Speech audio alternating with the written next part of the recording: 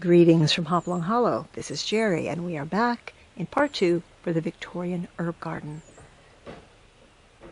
Where we left off in the last video, I was preparing to reproduce these cast iron metal fences with what I had on hand because I didn't have enough panels to go around this garden. So I'll show you how I managed to get pretty close replication of this old iron fencing. Now, in order to match my antique fencing as closely as possible, the best thing I could find was this rusted rebar. And I use this for all sorts of things in gardening. So I got 10-foot pieces, 3/8 inch diameter to duplicate this antique fence. My next step was measuring the antique fence panel. And I needed 9 pieces of 3 differing sizes, from 35 inches down to 21 inches. I cut those with my grinder here.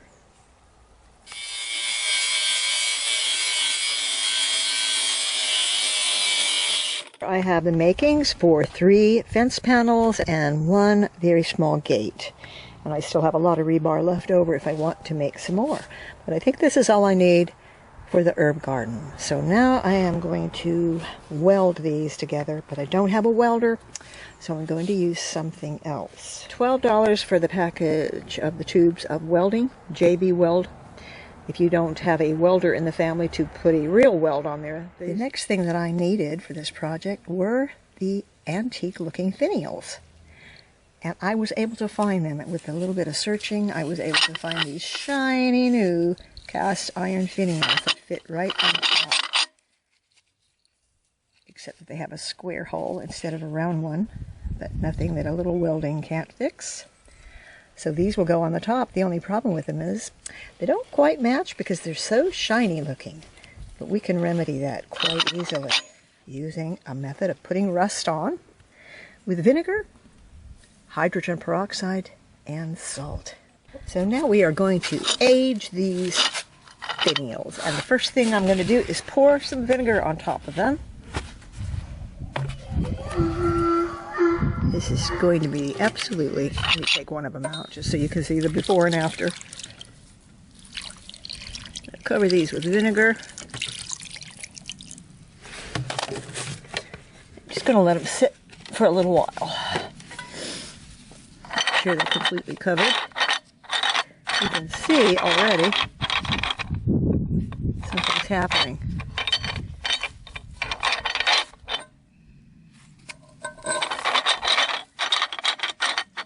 Okay, these finials have been sitting in the vinegar for about 10 minutes, and I'm going to dump out the vinegar now. Now I am going to pour some hydrogen peroxide on top of these. This is what really makes it rusty. And I'm going to also put some salt in there.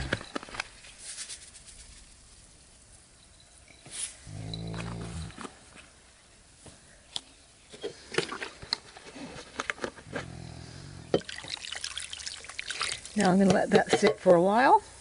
Usually we're trying to get rid of rust on items, and in this case we're trying to create rust. But look at those little bubbling chemical reactions taking place on these finials. See, you can make these as rusty as you want. You don't want to overdo it because then they'll just kind of turn orange. But actually, these are just about ready, I think. That's just about right. I'd like for them to turn sort of a brown rather than an orange rust. Okay, I'm going to take these out now and simply let them dry. There you go. Instant rust. Now, you know what this would be really good for? Let's say you're restoring an old piece of furniture, maybe an old trunk or something, and you don't have the hinges, so you buy shiny new hinges. Well, you can rust them like this, and then they will look like they belong on that old piece of furniture, or that old door, or that old box, or whatever it is you're trying to restore. So, I just couldn't believe that this worked. It just seemed too simple. And yet, look. Looks like an antique finial to me. I tell you the breakdown on the cost on making one fence panel, which is 3 feet wide. The rebar was, for 10 feet, was $6, and I needed 2 10-foot rebars to make all these pieces. The finials were 5 finials for $10. So to make this was less than $30. The cost of the welding. Now, if you have a welder in the family, that's great. You don't have to buy this, but this stuff isn't bad either. I think it was $12 for these large tubes. And so seriously, if I were to purchase a piece of antique or even reproduction vintage Victorian iron fencing, it would cost me $229 for one panel. I know because I've actually been looking at it on Craigslist and in the Rustic Garden website, and it's really expensive. I have a piece that I have welded together with the J&B welding, and it's the second one I had to do because the first one that I did really, the pieces just fell apart. It did not stick, and I thought, well, I was in too big of a hurry. I did not sand down the surfaces so they were clean because it was covered in rust. So I had to take a lot of time to take the grinder and grind this down to the clean steel. Every single one of these sections, and then I put the J&P welding on, and we'll see if it holds. And if it doesn't hold, then I don't think that this product is very good. And I'm going to have to actually go to a welder and have it put together properly, or get a welder myself and learn how to do it. I hope that doesn't happen. This is pretty much ready for planting. All the planters are in, and the main thing is that I got the fencing up and I was able to duplicate it pretty well. In fact, I bet you wouldn't even be able to tell which ones are the ones I reproduced and which are the original fencing. Along the front here, I really could use one more panel of this iron fencing, but until I can get a real weld on these panels, I don't want to make another one. So my verdict on the JB welding is I wouldn't use it on this project because a couple of the joints have already come loose, even on the ones that I cleaned and sanded pretty well. So it's really not good for this type of a project. Now, clearly this is not a chicken-proof garden. They could slip right through any of these slots, but the dogs can't get in. And I didn't make the gate yet, so I'm just stuck these little cast iron birds here. This is my entry to get in and out of the garden, but the dogs can't get in, and that's a good thing because they really are really naughty sometimes. But the pieces that are together, they will hold until I'm able to get a real welding job done on them, and then as soon as I can do that, I will pull up those panels and have them welded properly. This garden here beyond the dry creek, that actually is a cottage garden, but you'd never know it because it's a weedy mess right now, so that's project coming up. So I'm pretty happy with this. I'm just ready to get some things planted, and we will be doing that in the next few weeks. Now right across from the herb garden, the little walkway, it goes up a hill where I have two gardens that need to be taken care of as well. But right along here is a strip, and I just call this a woodland strip, a woodland garden, because it's pretty shady over here most of the time. And these roses that are growing along here are young and delicate at this point. I've got 5 of them growing here. Now, I have these cloches over the top of them, and these are great cloches. I showed these to you last year in a different size, but this size is taller. They're metal, they have a chicken wire all the way around it, and they have spokes that stick into the ground about 5 or 6 inches. So you don't need to use any kind of landscape staples. They go right into the ground. But these are by VEVOR. And I like this one because it's 20 inches tall and 12 inches in diameter, so it's for a nice tall plant. And I can keep them under these cloches until it's safe to leave them on their own. But in the meantime, I'm really protecting them from our dogs and our chickens. The chickens like to come in and scratch around the plants, and the dogs like to dash through here like nobody's business because they're just rambunctious and having a good time and they're young. And sometimes they don't use the sidewalk. They go straight through my plants. Well, it's pretty hard to fence in every bit of your property. You can't fence in all your gardens. And so I try to do what I can just to protect my things until they've gotten big enough so they can take care of themselves, or they've gone into another stage of growth. But I absolutely think these are plant savers for sure. And if you're interested in these or the other size that I have, which I showed a lot last year, these really are great. There's a link below where you can get 6 of these. I think, I'm not sure the price, but if you used my code, you can get a pretty good deal on them. And they would be probably less expensive than if you were to buy these on Amazon. So give them a try. I mean, they really are great for protecting plants that really need some help. Over here in the woodland strip are a lot of irises that are coming up. And as you can see by the smashed and broken pieces, my dogs have been dashing through here having a good time. So, I mean, sometimes you just can't win. But I don't know. It's hard to make a choice. Do you want animals, or do you want gardens, or do you want both? If you want both, you have to take precautions. Another good use for these, and I just want to show them to you because they are so convenient. And as you can see right there, they have about 4 or 5 inches that you can poke right into the earth to keep them secure. So here we have those beautiful little tete-a-tete daffodils that James brought me on Valentine's Day from the meadow. Just dug them up, popped them in, and they will be here now forever.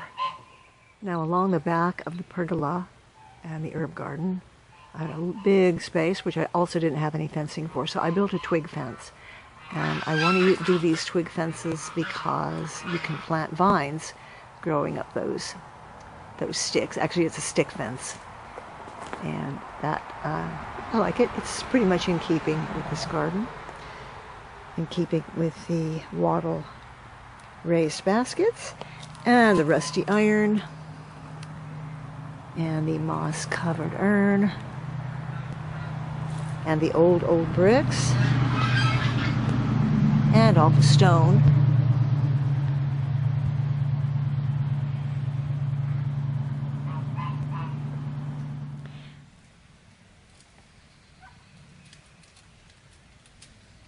Now over here behind the pergola, which is behind or in front of, whatever way you choose to see it, the herb garden, we have several pots. And in these pots that are sitting on this other courtyard, I'm going to plant some sweet peas to start out with, maybe some vines later. But sweet peas in either pot, large pot, and over here we have pansies that I winter sowed, and they've all germinated, but they're being winter sowed, so I'm going to let them grow quite a bit farther before I take off that top. So I'm always looking for an easy way to make a trellis because I have a lot of things that I love to plant. But I've discovered a pretty cool way to make a really easy trellis for your peas because peas are lightweight. They don't need a whole lot of structure. They just need something to twist and twirl and get their little tendrils tied around. So these are actually tomato cages. So here in this nice pot of compost, I have placed a tomato cage. And I'm going to wrap this tomato cage with the vines. And the vines twist round and round and round those wires is ivy, because we have loads of ivy. And if you've ever had an abundance of ivy, you know what I'm talking about, because it really can be invasive and eat your house if you're not careful. So I try to keep it under control, but it's great to be able to use the ivy for projects. So by wrapping these tomato cages with the vines of ivy, and they're so easy to use because they're very ropey and stringy and they don't break, you can either cut off the leaves or you can just let them dry off naturally, drop off naturally. But it makes a nice looking natural structure when you're finished. The thing that really works well is honeysuckle vine or wisteria.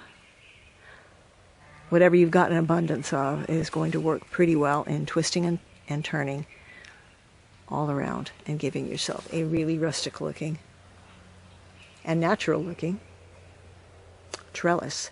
A lot of fences, and then we've got the woven baskets and the stick fence, so